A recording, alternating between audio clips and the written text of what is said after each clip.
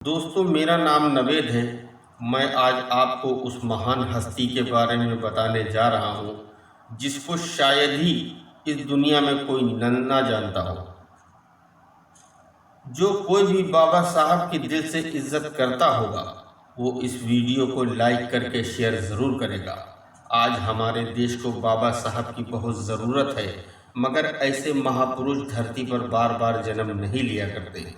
बाबा साहब के चाहने वालों से मेरी गुजारिश है कि इस स्टोरी को पूरा सुने और कमेंट ज़रूर करें। डॉक्टर भीमराव अंबेडकर जी का जन्म मध्य प्रदेश के इंदौर शहर में स्थित मऊ में हुआ था, जिसका नाम अब बदलकर डॉक्टर अंबेडकर नगर रख दिया गया है। डॉक्टर भीमराव अंबेडकर जी का जन्म 14 अप्रैल 1891 में हुआ था। डॉक्टर भीमराव अंबेडकर जाति से दलित थे। उनकी जाति को अछूतित जाति माना जाता था, इसीलिए उनका बचपन बहुत ही मुश्किलों से व्यतीत हुआ है। बाबा साहेब अंबेडकर सहित सभी निम्न जाति के लोगों को सामाजिक बहिष्कार का, अपमान और भेदभाव का सामना करना पड़ता था। बाबा साहब ने अपनी ज़िंदगी में बहुत मुश्किलों का सामना किया है। क्लास के अंदर बैठने की इजाज़त उनको नहीं दी जाती थी। बाबा साहेब बाहर ही बोरी बिछाकर पढ़ते थे। स्कूल के ऊंची जाति के बच्चे बाबा साहब को बहुत परेशान करते थे। बाबा साहब ने अपनी ज़िंदगी में बहुत सब्र किया है। बाबा साहब पढ़ाई में बहुत तेज़ थे। उनका दिमाग कंप्यूटर से भी तेज़ चलता था। बाबा साहब को गर्व था अपनी जाति पर। ऊंची जाति के बच्चे पढ़ाई में बाबा साहब का मुकाबला नहीं कर पाते थे और बाबा साहब को जाति का ताना दिया करते थे। बाबा साहब उनकी बात का कोई जवाब नहीं देते थे। बाबा अंबेडकर जी और उनके पिता जी मुंबई शहर में एक ऐसे मकान में रहने गए थे जहां एक ही कमरे में पहले से बेहद गरीब लोग रहते थे। इसीलिए दोनों के एक साथ सोने की व्यवस्था नहीं थी और बाबा साहेब अंबेडकर और उनके पिताजी बारी बारी से सोया करते थे। जब उनके पिता सोते थे तो डॉक्टर भीमराव अंबेडकर दीपक की हल्की सी रोशनी में पढ़ते थे। भीमराव अंबेडकर संस्कृत पढ़ने के इच्छुक थे, परंतु छुआछात की प्रथा के अनुसार और निम्न जाति के होने के कारण वो संस्कृत नहीं पढ़ सके। परंतु ऐसी विडंबना थी कि विदेशी लोग संस्कृत पढ़ सकते थे। भीमराव अंबेडकर जीवनी में अपमानजनक स्थितियों का सामना करते हुए डॉक्टर भीमराव अंबेडकर ने धैर्य और वीरता से अपनी स्कूल शिक्षा प्राप्त की। डॉक्टर भीमराव अंबेडकर ने 1907 में मैट्रिकुलेशन पास करने के बाद एलिफिंटन कॉलेज में 1912 में ग्रेजुएट हुए। 1913 और 1915 में प्राचीन भारत व्यापार पर एक शोध प्रबंध लिखा था। डॉक्टर भीमराव अंबेडकर ने 1915 में कोलंबिया विश्वविद्यालय में अर्थशास्त्र में एमए की शिक्षा ली थी। 1917 में पीएचडी की उपलब्धि हासिल कर ली। 1917 में ही लंदन ऑफ स्कूल इकोनॉमिक्स में उन्होंने दाखिला लिया, लेकिन साधन के अभाव के कारण वो अपनी शिक्षा पूरी नहीं कर पाए।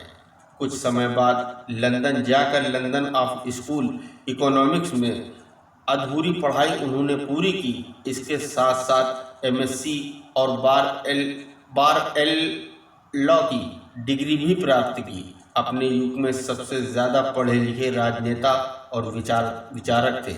भीमराव अंबेडकर जीवनी कुल 64 विषयों में मास्टर थे। 9 भाषाओं के जानकार थे। विश्व के सभी धर्मों के रूप में पढ़ाई की थी। कोलंबिया विश्वविद्यालय में छात्र के रूप में बाबा साहेब ने 1917 में 22 वर्ष की आयु में संयुक्त राज्य अमेरिका चले गए थे। जून 1915 में उन्होंने अपनी एमए परीक्षा पास कर ली, जिसमें अर्थशास्त्र प्रमुख विषय है और समाजशास्त्र, इतिहास, दर्शन शास्त्र और मानव विज्ञान अन्य विषय थे। उन्होंने स्नातकोत्तर के लिए प्राचीन भारतीय वाणिज्य विषय पर रिसर्च कार्य प्रस्तुत किया था। डॉक्टर भीमराव अंबेडकर अक्टूबर 1916 में ये लंदन चले गए और वहाँ इन्होंने ग्रेड इन बैरिस्टर कोर्स के लिए प्रवेश लिया और साथ ही लंदन ऑफ इकोनॉमिक्स में भी प्रवेश ले लिया। जहां उन्होंने अर्थशास्त्र की डायरेक्ट थीसिस पर काम करना शुरू किया। बाबा साहेब 32 डिग्री के साथ 9 भाषाओं के सबसे बेहतर जानकार थे। उन्होंने लंदन स्कूल ऑफ इकोनॉमिक्स में मात्र 2 साल 3 महीने में 8 साल की पढ़ाई पूरी कर ली थी। वो लंदन स्कूल इकोनॉमिक के डॉक्टर ऑल साइंस नामक एक दुर्लभ डायरेक्टर की डिग्री प्राप्त करने वाले भारत के ही नहीं बल्कि पूरी दुनिया के पहले और एकमात्र व्यक्ति हैं। प्रथम विश्व युद्ध की वजह से उन्होंने भारत वापस लौटना पड़ा। कुछ समय बाद उन्होंने बड़ौदा राज्य के एक सेना सचिव के रूप में नौकरी प्रारंभ की। बाद में उनको Sydenham college of commerce economics में राजनीतिक अर्थव्यवस्था के प्रोफेसर के रूप में नौकरी मिल गई। डॉक्टर भीमराव अंबेडकर ने इतनी असमानताओं का सामना करने के बाद सामाजिक सुधार का मोर्चा उठाया। अंबेडकर जी ने ऑल इंडिया क्लासेस एसोसिएशन का संगठन किया। सामाजिक सुधार को लेकर वो बहुत प्रयत्नशील थे।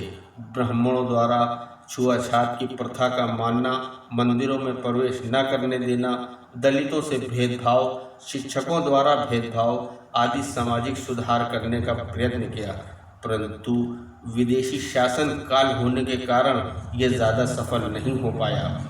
विदेशी शासकों को ये डर था कि यदि ये लोग एक हो जाएंगे तो परंपरावादी और रूढ़िवादी वर्ग उनका विरोध करने लगेंगे। डॉक्टर भीमराव अंबेडकर छुआछात की पीड़ा को जन्म से ही झेलते आए थे। जाति प्रथा और ऊंच नीच का भेदभाव वो बचपन से ही देखते आए थे और उनके स्वरूप उन्होंने काफ़ी अपमान का सामना किया था। डॉक्टर भीमराव अंबेडकर ने छुआछूत के विरुद्ध संघर्ष किया और इसके जरिए निम्न जाति वालों को छुआछात की प्रथा से मुक्ति दिलाना चाहते थे और समाज में बराबर का दर्जा दिलाना चाहते थे। 1920 के दशक में मुंबई में डॉक्टर भीमराव अंबेडकर ने अपने भाषण में ये साफ साफ कहा था कि जहां मेरे व्यक्तिगत हित और देश हित में टकराव होगा वहां मैं देश हित को प्राथमिकता दूंगा, परंतु जहां दलित जाति के हित और देश हित में टकराव होगा वहां मैं दलित जाति को प्राथमिकता दूंगा। वे दलित वर्ग के लिए मसीहा के रूप में सामने आए, जिन्होंने अपने अंतिम क्षण तक दलितों को सम्मान दिलाने के लिए संघर्ष किया।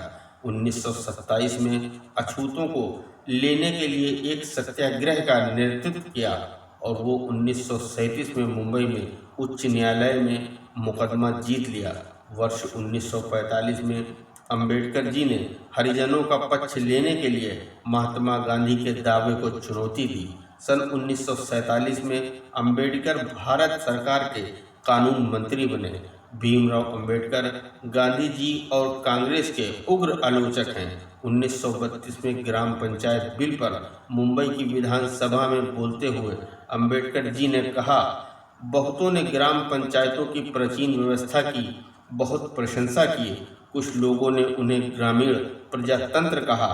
इन देहाती प्रजातंत्रों का गुण जो भी हो, मुझे ये कहने में ज़रा भी दुविधा नहीं है कि वे भारत में सार्वजनिक जीवन के लिए अभिशाप हैं। यदि भारत राष्ट्रवाद उत्पन्न करने में सफल नहीं हुआ, यदि भारत राष्ट्रीय भावना में के निर्माण में सफल नहीं हुआ, तो इसका मुख्य कारण मेरी समझ में ग्राम व्यवस्था का अस्तित्व है। 1936 में बाबा साहब जी ने स्वतंत्र मजदूर पार्टी का गठन किया।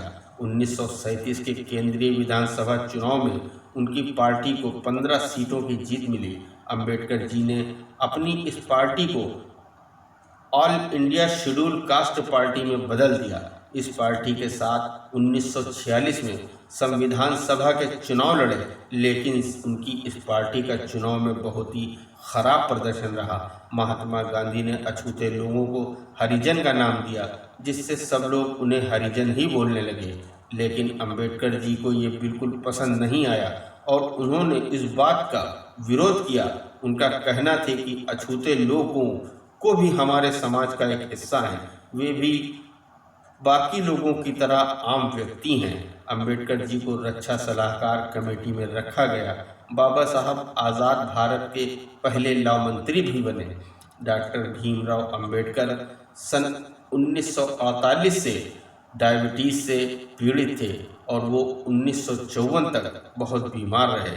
3 दिसंबर 1956 को डॉक्टर भीमराव अंबेडकर ने अपनी अंतिम पांडुलिपि बुद्ध और धम्म को पूरा किया और 6 दिसंबर 1956 को अपने घर दिल्ली में अपनी अंतिम सांस ली। बाबा साहेब का अंतिम संस्कार चौपाटी समुद्र तट पर बौद्ध शैली में किया गया। इस दिन से अंबेडकर जयंती पर सार्वजनिक अवकाश रखा जाता है।